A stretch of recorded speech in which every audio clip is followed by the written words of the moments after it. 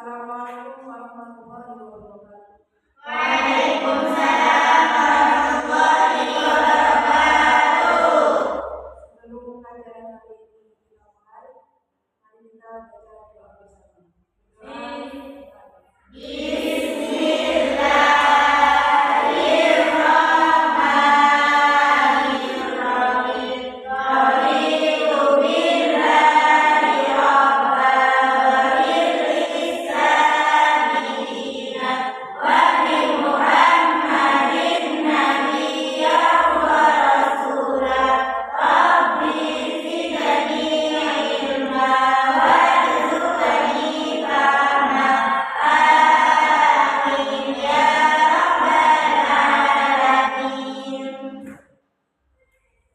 Masih semangat? Sebelum pelajaran untuk lebih semangat, saya kasih dulu tes ini. Kalau saya bilang tepuk satu, coba bareng-bareng ya. Tepuk satu, tepuk dua, tepuk dua. Nah gini, tepuk dua, tepuk tiga, tepuk tiga, tepuk tiga, tepuk empat, tepuk empat,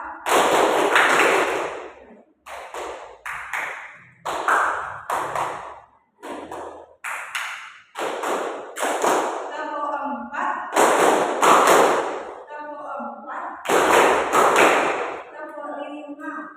Jadi dulu tepuk lima, tepuk lima, lima, tepuk satu, tepuk dua, tepuk tiga, tepuk empat, tepuk lima, lima kali tepuk lima.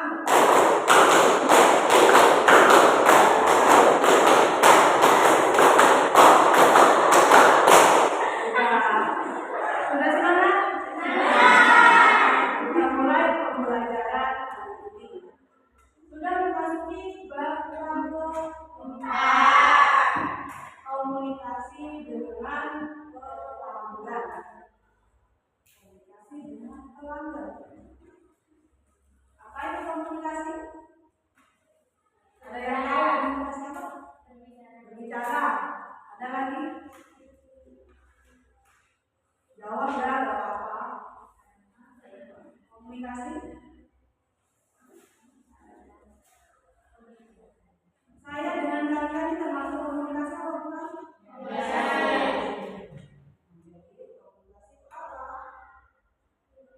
Pengertian komunikasi. Komunikasi berasal dari bahasa Latin communicare, yang artinya menyampaikan.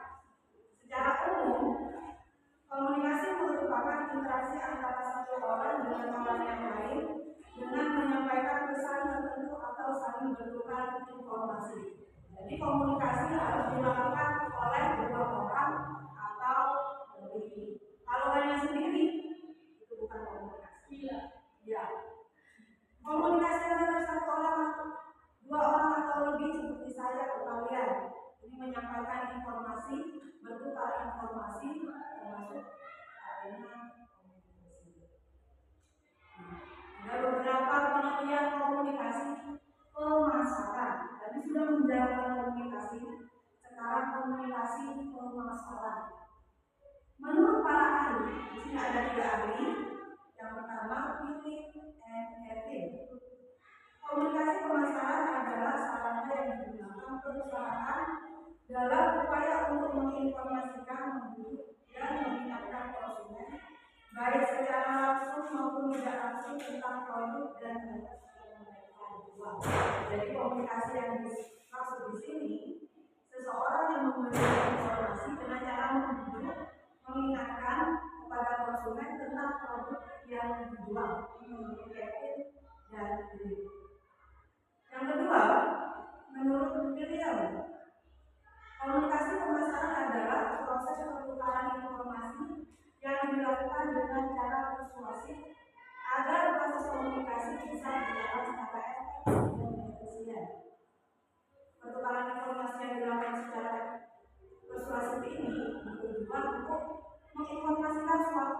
produk, karena ini yang dimaksud komunikasi pemasaran secara efektif dan efisien secara baik.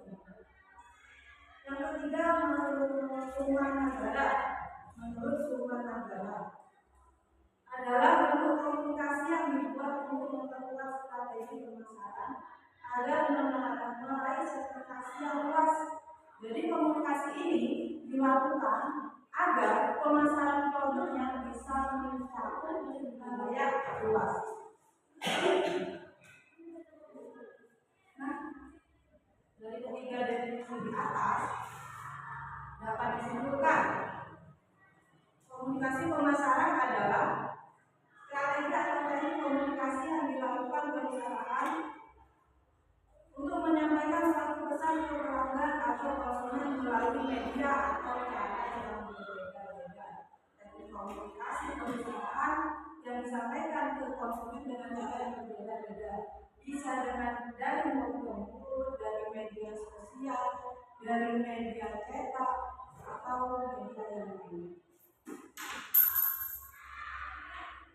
Tujuan komunikasi ada 6. Yang pertama, mendapatkan koneksi. Untuk menciptakan koneksi antara perusahaan perlu dilakukan komunikasi. Yang kedua, mendapat masukan feedback. Maksudnya ini apa? Misalnya, kamu berbelanja buku. Nah, bukunya ini ada yang robek. Nah, kamu memberikan ulasan di kolom komentar. Nah, itu memberikan bintang berapa. Misalnya, ini bukunya robek. Nah, itu termasuk masukan. Lebih baik dipakasi berat biar bagus sampai rumah saya. Itu namanya feedback, masukan. Bisa dikritik juga, buku seperti ini harusnya tidak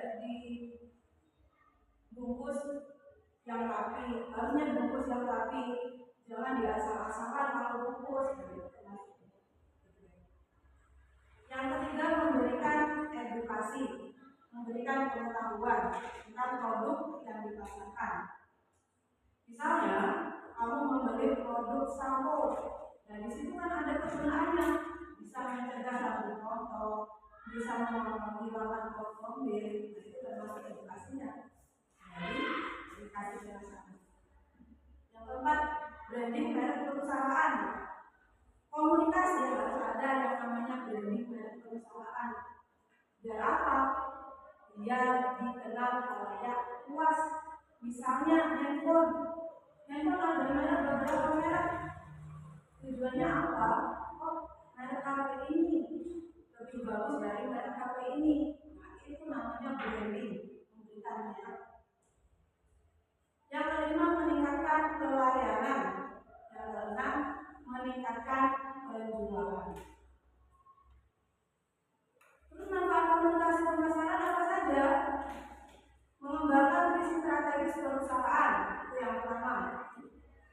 Yang kedua, membuat masyarakat sadar akan merek produk, menonjolkan keunggulan produk secara kompetitif, menunjukkan niat baik, menjalin hubungan baik dengan konsumen, menarik investor, meningkatkan keuntungan masyarakat, menunjukkan ide-ide yang inovatif. Komunikasi pemasaran itu ada beberapa manfaatnya, termasuk yang sudah dipaparkan. Bentuk komunikasi pemasaran, pertama penjualan perorangan. Ini penjualan secara individu, seperti kamu menjual satu produk ke orang lain, kamu lakukan sendiri. Nah, itu perorangan atau individu. Yang kedua, iklan, membuat iklan, entah itu kamu lewat media sosial atau lewat brosur, lewat poster untuk memasarkan produk kamu. Yang ketiga, komisi penjualan, sales promotion, kegiatan pemasaran yang berupaya untuk merangsang terjadinya pembelian secara cepat. Jadi kamu memberikan edukasi ke pelanggan atau konsumen secara langsung agar cepat menarik perhatian konsumen dan cepat membeli produk kamu. Bentuk komunikasi pemasaran yang selanjutnya Selanjutnya yaitu pemasaran sponsorship adalah bentuk komunikasi pemasaran yang dilakukan dengan cara mengasosiasikan nama merek perusahaan dengan kegiatan tertentu. Misalnya ada event tertentu, ada sebuah merek yang datang ke event tersebut dengan mempromosikannya. Misalnya sepeda balap, kamu sering tahu di event tertentu, atau handphone di event tertentu, Oppo itu sering mengikuti event tertentu. Dia terjangkau ke banyak luas, biar penjualannya semakin meningkat mengikuti event-event. Publisitas, bentuk komunikasi yang dilakukan melalui media massa sebagai penyebaran informasi. Kamu punya produk, mau kamu publisitaskan, mau kamu jual, gimana caranya biar semua orang tahu? Kamu foto produknya, kamu kirim ke media sosial, di-upload ke Instagram, ke Facebook, ke TikTok. Nanti kan ada yang lihat. Cara seperti itu dinamakan publisitas. Selanjutnya, komunikasi di tempat pembelian. Bentuk komunikasi pemasaran yang menggunakan alat peraga, poster, tanda atau lainnya dengan memenuhi keputusan calon konsumen untuk membeli produk. Misalnya kamu jualan baju, gak cuma digantung, kamu kasih patung, sampingnya kamu pakai baju tersebut, baju yang kamu jual dengan aksesorisnya seperti tudung, gelang, atau kalung. Biar apa? Biar konsumen tertarik dengan produk yang kamu jual. Ternyata seperti ini kalau dipakai, kira-kira saya bagus atau enggak? Maka dari itu konsumen makin tertarik untuk mencobanya. Nah, ini yang dinamakan konsumen komunikasi di tempat pembelian, point of purchase communication. Selanjutnya unsur-unsur dan media komunikasi pemasaran. Unsur-unsurnya yang pertama pengirim. Pengirim adalah apa? Pihak yang memberikan pesan kepada pihak yang lain. Saya menjual baju, kamu konsumen. Saya menawarkan baju, ini namanya saya sender. Saya pengirim. Pengkodean yaitu proses mengkomunikasikan berbagai ide pemasaran yang kemudian berubah dalam bentuk yang menarik publik atau konsumen. Saya menawarkan baju ke kalian dengan berbagai teknik, entah itu sambil joget seperti di TikTok itu ya, live TikTok dengan cara apapun untuk menarik perhatian pelanggan, untuk menarik perhatian kalian sebagai konsumen. Ini namanya encoding, pengkodean. Caranya, idenya, bagaimana caranya agar saya bisa menarik perhatian kalian? Itu cara yang digunakan namanya encoding. Pesan atau message, isi atau maksud yang akan disampaikan oleh perusahaan kepada konsumen. Isi pesan apa yang akan disampaikan dari penjualan baju tersebut? Baju ini terbuat dari bahan katun premium. Baju ini impor langsung dari Korea. Isi-isinya yang seperti itu, isi-isi yang sangat menarik pelanggan, itu namanya pesan atau message. Yang keempat, penguraian kode, decoding, yaitu persepsi konsumen yang terbentuk saat mereka menerima pesan pemasaran dari perusahaan. Setelah saya menyampaikan pesan ke kalian sebagai konsumen, kalian makin tertarik. Bagus ya bajunya, kira-kira berapa ya harganya? Proses kamu berpikir seperti itu, kamu makin lama makin tertarik, itu namanya encoding atau decoding, penguraian kode. Kamu menerima pesan, kamu berpikir, ternyata bagus juga ya, saya mau beli apa yang kamu pikirkan itu termasuk yang dinamakan decoding. Penerima, receiver, yaitu konsumen atau target yang ingin dituju. Penerima itu siapa? Kalian konsumen. Setelah saya menyampaikan pesan sebagai pengirim, kalian yang menerima dinamakan dengan konsumen atau receiver. Penerima atau receiver. Yang keenam, tanggapan, yaitu hasil dari perusahaan. Yang ketujuh, gangguan pesaing atau kompetitor yang juga mengirimkan pesan kepada halayak sejenis sehingga konsumen menerima informasi berlebih. Selama proses pemasaran, selama proses komunikasi pemasaran pasti ada beberapa gangguan. Gangguan tersebut dinamakan dengan noise. Yang terakhir, media komunikasi pemasaran. Media komunikasi pemasaran ada 4. Yang pertama, media suara atau audio, alat komunikasi yang dapat ditangkap, didengar, dipahami oleh alat pendengar. Media audio itu hanya dapat didengar, tidak dapat dilihat. Misalnya apa yang bisa didengar? Contohnya radio, telepon, itu media yang dapat didengar. Yang kedua, media visual, alat komunikasi yang dapat ditangkap, dilihat, dan dipahami oleh orang membuat. Sudah ada audio, sekarang visualnya yang dapat dilihat. Contohnya ini, hanya dapat dilihat. Apakah tulisannya benar? Tidak. Apakah yang hanya bisa dilihat? Gambar, poster, majalah, itu hanya dapat dilihat, tapi kamu tidak bisa mendengarkan. Media audiovisual ini dapat didengar dan dapat dilihat. Contohnya televisi, handphone. Handphone ini ada beberapa media daring. Contohnya YouTube, kan bisa dilihat, bisa didengar.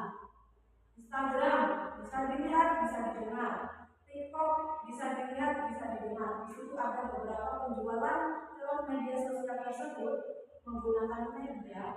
Media yang digunakan apa? Media audiovisual. Yang terakhir, media cetak, alat komunikasi yang memuat informasi dalam bentuk publikasi cetak, contohnya majalah, koran, poster, gambar, dan lain sebagainya. Dari beberapa materi yang sudah saya paparkan, mungkin ada yang mau ditanyakan?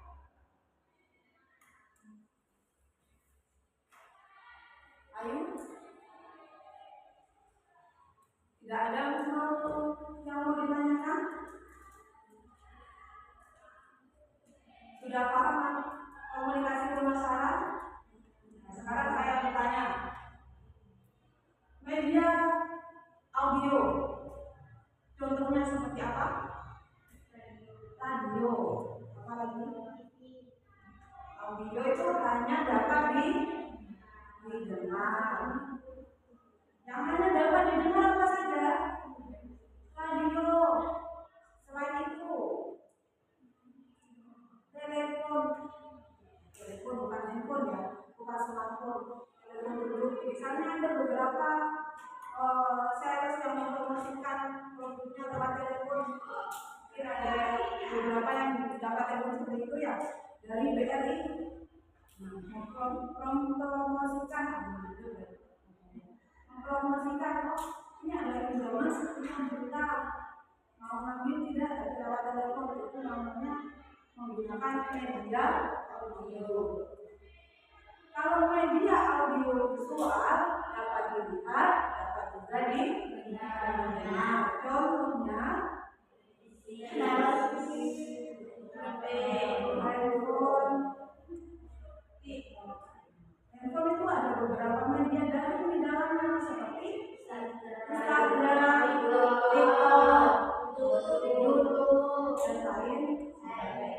Nah, saya sebagai produsen mempromosikan ke kalian, saya namanya pengirim pesan. Kalian sebagai konsumen disebut penerima pesan. Proses kalian berpikir, oh itu sepertinya bagus, oh itu sepertinya cocok buat aku, itu apa namanya? Atau teknologi. Selama proses pemasaran, selama proses komunikasian ada beberapa gangguan nih. Misalnya dari kompetitor sebelah diganggu lebih. Jadi dia tahu masa kayak gitu. Kenapa namanya? Noise 19. Ada yang mau ditanyakan? Tidak? Benar?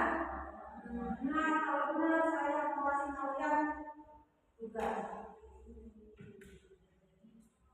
Tugasnya gampang. Ini sesuai apa yang kamu pikirkan saja. Tidak perlu mencari di Google. Oh enggak perlu ya. Tidak perlu mencari kesana kemari. Ini pure murni pengetahuan kamu. Bagi bisa dikerjakan.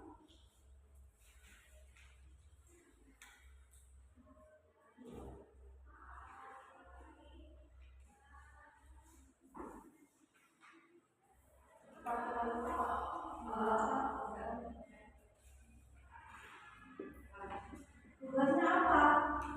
Jika kalian membuka sebuah usaha, kamu ini calon-calon pengusaha ini, dan akan mencari karyawan. Kalau buka usaha pasti butuh karyawan.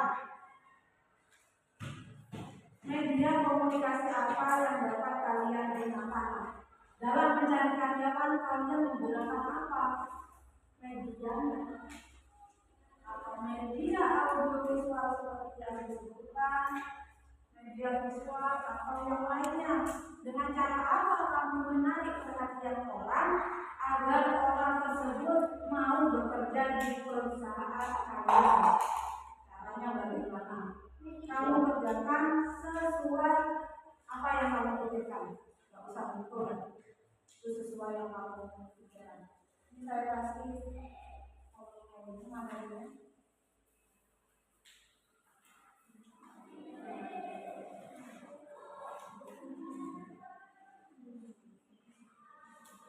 Butuh waktu berapa menit? Butuh mengerjakan 10. Silakan dikerjakan. Mungkin ada kesulitan bisa bertanya. Jangan lupa namanya. Terserah pakai apa aja. Pakai kertas atau dari mulut ke mulut. Ada ini enggak, ada orang yang mau kerja sama saya enggak? Pakai komunikasi dari media cetak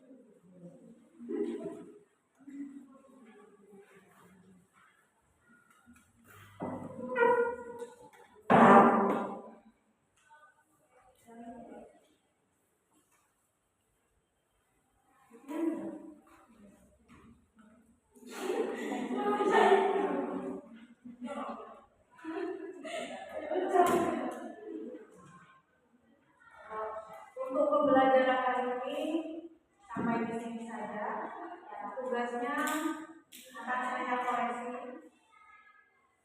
Dan saya lihat tadi semuanya cukup bagus, bukan cukup dan sudah bagus cara menjawab pertanyaannya.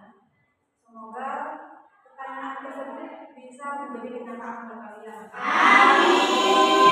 Kalian bisa membuat membuka usaha mencari karyawan sebanyak-banyaknya. Kalau sudah, kita baca doa bersama sebelum kegiatan ini berakhir.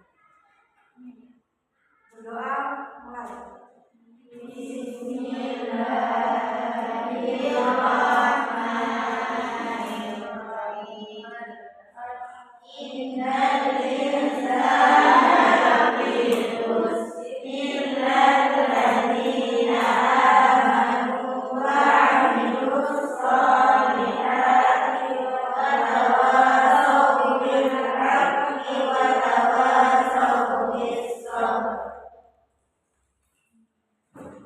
Semoga pembelajaran hari ini bermanfaat. Amin. Saya akhiri. Wassalamualaikum warahmatullahi wabarakatuh.